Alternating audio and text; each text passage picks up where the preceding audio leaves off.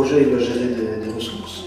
Il a des contraintes, donc en termes de timing, de planning, en termes de budget, en termes évidemment de ressources également.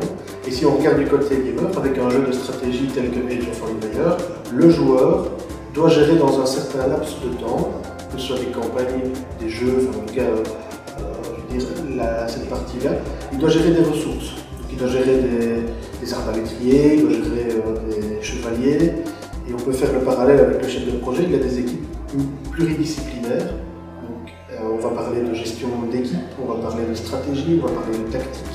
Tous ces concepts-là, on les retrouve aussi dans l'univers du jeu.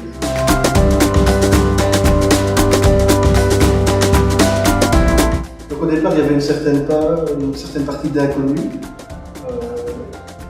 Je veux dire, le groupe était totalement hétérogène. Donc ça nous permettait d'avoir des tranches d'âge totalement différents. Donc on avait les plus jeunes aux moins jeunes. Il y avait quelques gamers et une majorité du groupe qui n'avait jamais joué. Donc ça permettait d'avoir vraiment un échantillonnage assez vaste.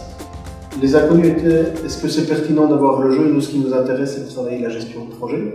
Donc on ne voyait pas quel était l'intérêt d'utiliser un outil pédagogique tel qu'un jeu. Au bout du premier jour, c'était déjà estompé, et ce qu'on a pu observer, à notre grande surprise, c'est que l'entièreté du groupe s'est plongée dans l'univers du jeu. Donc ils ont pris ça vraiment de manière ludique. Ça nous a permis de retenir des concepts. Ce sont des personnes qui actuellement suivent aussi une formation qualifiante et qui voient le PMBOK en profondeur. Mais ils ont acquis au moins les concepts génériques, les fondamentaux.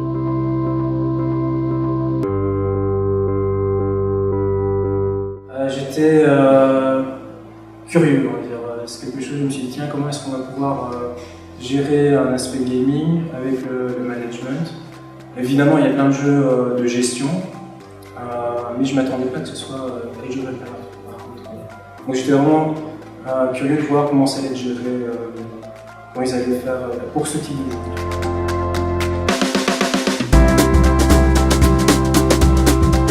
On l'a organisé donc, sur une durée totale de 5 jours.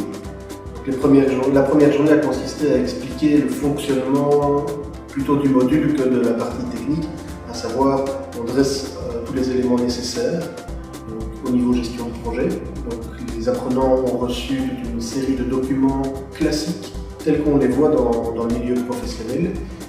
On leur a montré et expliqué le fonctionnement du jeu en tant que tel. Donc là, au départ, on est sur deux univers totalement séparés. Et à partir du midi de la première journée, on a mis une intersection entre les deux, à savoir comment je vais gérer l'objectif qui m'est assigné en tant que chef de projet pendant cette durée de 5 jours. L'après-midi, c'était directement une activité pratique. Donc ils ont géré la planification de leur projet, comme si c'était un projet d'une implémentation de l'infrastructure réseau, parce que là, ils devaient mener des campagnes à l'intérieur du jeu. Et ils travaillent de 3 manières, à la fois en solitaire, ils doivent gérer comme le chef de projet se retrouve tout seul à certains moments. Ensuite, ils travaillaient en binôme pour avoir une certaine cohésion, donc comment je vais communiquer avec quelqu'un d'autre, comme dans une gestion de projet. Ensuite, on les mettait par 4, et puis après, ils devaient travailler en demi-groupe, c'est-à-dire 2 fois 6 personnes.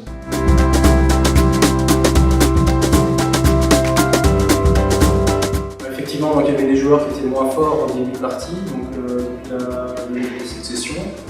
Et donc dans le management de risque que nous avons effectué, on donnait donc des points de niveau. On estimait que tel type de personne y jouait très peu et n'était pas intéressé au jeu. On donnait 1. Forcément, on avait des cotations qui donnaient des valeurs au niveau d'équipe. Et ce qu'on a constaté, c'est que pendant le jeu, ils évoluaient, devenaient de plus en plus forts. Et donc certaines équipes qui étaient parties plutôt perdantes commençaient à surprendre nos études statistiques, on dit, en évaluant. Tout ça, ça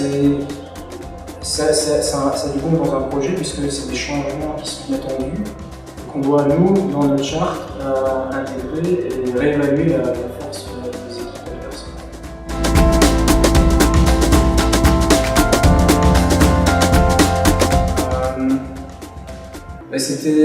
C'est innovant, on va bien le dire.